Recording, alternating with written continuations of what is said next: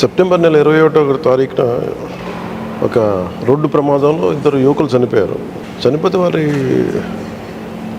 తల్లిదండ్రులు బాధ నాకు ఈ మధ్యనే నా దృష్టికి వచ్చింది. ప్రమాదంలో చనిపోయిన యువకులు పోలిశెట్టి రేవంత్ శ్రీ మురహరి అని 19 ఏళ్ల యువకుడు, అలాగే నాదెండ్ల నిరంజన్ అని చెప్పి 19 ఏళ్ల యువకుడు. రేవంత్ గారి తల్లిదండ్రులు పోలిశెట్టి సుబ్రహ్మణ్యం గారు, నాగపుష్ప గారు, అలాగే నిరంజన్ గారి మాతృమూర్తి భవానీ గారు. బిడ్డలు కోల్పోతే వీళ్ళ బాధ చెప్పుకోవడానికి పోలీస్ స్టేషన్కి వెళ్తే అక్కడున్న అధికారులు సరిగ్గా సమాధానం చెప్పలేదు. సమాధానం చెప్పకపోగా వాళ్ళు అదే యాక్సిడెంట్ జరిగిన రోజునే అక్కడికి వెళ్తే వాళ్ళని మాట్లాడిన తీరు బాగా మనస్తాపం కలిగించిందని నా దృష్టికి వచ్చింది. సో దీన్ని నేను చాలా డిప్యూటీ సీఎంఓ పేషి దృష్టికి వచ్చింది. ఇది చాలా చాలా బాధ కలిగింది. అసలు యాక్సిడెంట్ ఎలా జరిగింది ఏంటి అంటే, మన తుని దగ్గర ఉన్న ఎర్రకోనేరు రోడ్లు ఆ పరిసరాల్లో జరిగింది.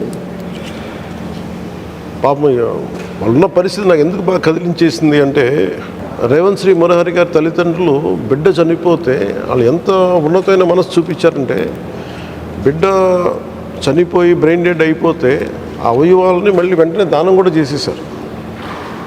పాపం ఎవరి మీద కేసులు పెట్టాలనుకోలేదు, ఏం పెట్టలేదు. కనీసం వారికి ఓదార్చడానికి పోలీసు ఉన్నతాధికారులు ఏమాత్రం ప్రయత్నం చేయలేకుండా నిజంగా చాలా చాలా మనస్తాపం కలిగించింది.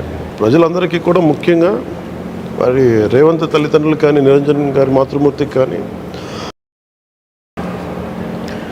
ఈ ప్రభుత్వంలో ఏ తప్పు జరిగినది మాకు చెడ్డ పేరు తీసుకొస్తాయి. ఇలాంటి సంఘటనలు, ఇలాంటి రోడ్డు ప్రమాదాలు, ఇలా బిడ్డలను కోల్పోవడం ఏ తల్లిదండ్రులకైనా అది ఎలాంటి మనస్తాపం కలిగిస్తూ మనం ఊహకు కూడా అందదు. ఇది ఇలాంటి కష్ట సమయాల్లో రేవంత్ని కోల్పోయిన బిడ్డని, 19 ఏళ్ల రేవంత్ని కోల్పోయిన తల్లిదండ్రులు సుబ్రహ్మణ్యం గారు కానీ, నాగపుష్ప గారు కానీ కష్టాన్ని, బాధను అధిగమించి పళ్ళ బిగువన పెట్టుకొని బిడ్డ బ్రెయిన్ డెడ్ అయిపోతే వెళ్ళి అవయవాలు దానం చేశారు. రేవంత్ కూడా కాన్స్టెంట్గా చెప్తా ఉండేవాడంట, నేను 10 మందికి ఉపయోగపడాలి అనేది చెప్తా ఉండేది. పాపం తను అలా ప్రాణాలు కోల్పోయి 10 మందికి అవయవదానం చేయగలిగే పరిస్థితుల్లో వాళ్ళ తల్లిదండ్రులు దాని బాధను అధిగమించి మరి తీసుకెళ్ళి, అది నాకు కదిలించేసింది. మన నిరంజన్ ఏమో స్పాట్లో చనిపోయాడు తీసుకెళ్లే లోపు. దీనికి కారకులైన ఆ కారు ఆ డ్రైవర్ కానీ, వీళ్ళు కానీ వాళ్ళ మీద కేసులు కూడా పెట్టలేదు. అది వీళ్ళ బాధ ఏంటంటే కనీసం కేసులు కూడా పెట్టలే. కానీ నేను ఈ సందర్భంగా ముఖ్యంగా ఇలాంటి సంఘటనలు జరిగినప్పుడు పొరపాటు మీది కాకపోయినా, మీది అయినా కానీ మీ బాధ్యత ఏంటంటే, ఇన్సిడెంట్ జరిగితే కనీసం ప్రాణాలు కాపాడాలి అన్న బాధ్యత లోపల వాళ్ళకి కావాలి. ఎవరైతే కారులో ఉన్నారో, మీరు చెప్తాం ఆయన డాక్టర్ అని చెప్తా ఉన్నారు, యాజ్ ఎ డాక్టర్ కదా ఆయన బాధ్యత. అది ఫండమెంటల్ రెస్పాన్సిబిలిటీ. మీరు being a doctor, you should have gone and safe guarded them. అలా కాకుండా మేము కోర్టులో చూసుకుంటాం, ఇవన్నీ చాలా బాధ కలిగిస్తాయి కదా. అందుకే నాకు చాలా బాధ కలిగించి, ఇది బిడ్డల్ని తీసుకురాలేం, చాలా చాలా బాధ కలిగించింది. నేను ఈ సందర్భంగా రేవంత్ గారి తల్లిదండ్రులకి, నిరంజన్ గారి మాతృమూర్తి కూడా మనస్ఫూర్తిగా ఆంధ్రప్రదేశ్ ప్రభుత్వం తరఫున, మా పోలీసు అధికారులు సరిగ్గా మిమ్మల్ని ట్రీట్ చేయలేకపోయినందుకు నేను మనస్ఫూర్తిగా మీకు క్షమాపణలు తెలియజేస్తాను.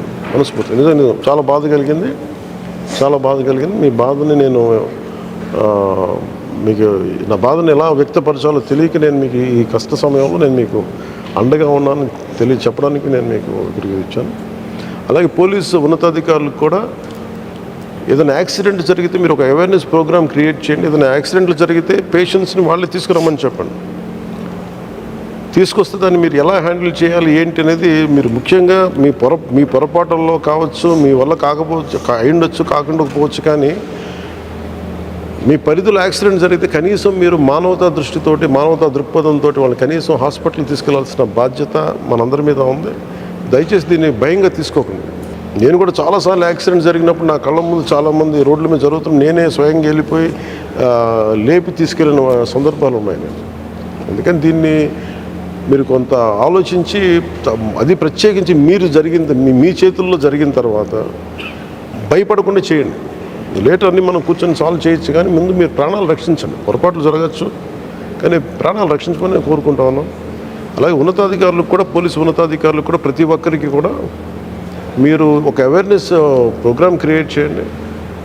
యాక్సిడెంట్ జరిగితే అందరికి కూడా దాన్ని వెంటనే వైద్యం చేయిస్తే అది బతికే అవకాశాలు ఎక్కువ ఉంటాయి. దయచేసి ఈ సందర్భంగా తెలియజేసుకుంటాం. Thank you.